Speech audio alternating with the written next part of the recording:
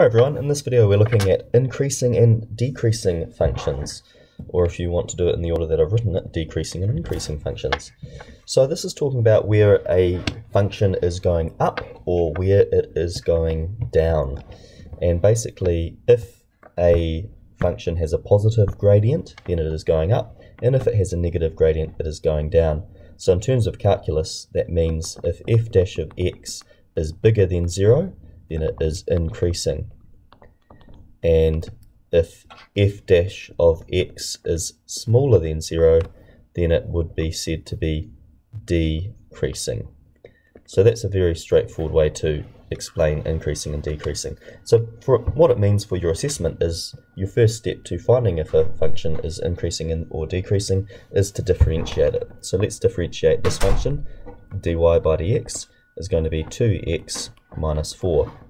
So if we want to find where it is increasing, we need to set it as an inequality, 2x minus 4 being bigger than 0. So that means 2x would need to be bigger than 4 and x would need to be bigger than 2. And so for all values of x bigger than 2, this function is increasing. We can also look at it graphically. So with this example here, it's asking us what set of x values will the graph here be increasing.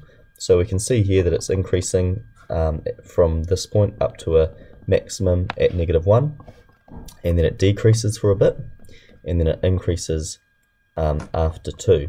And so we would say that this function is increasing when x is smaller than -1, and it is also increasing when x is bigger than +2.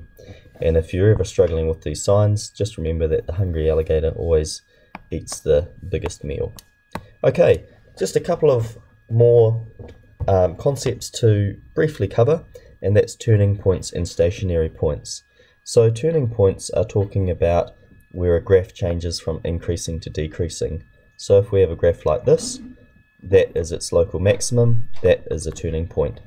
Or if we have a graph like this, then its local minimum is also a turning point. So when we're talking about stationary points, that's any part of a graph that has a gradient of 0. So if we have a max or a min, that has a gradient of 0, so those are stationary points.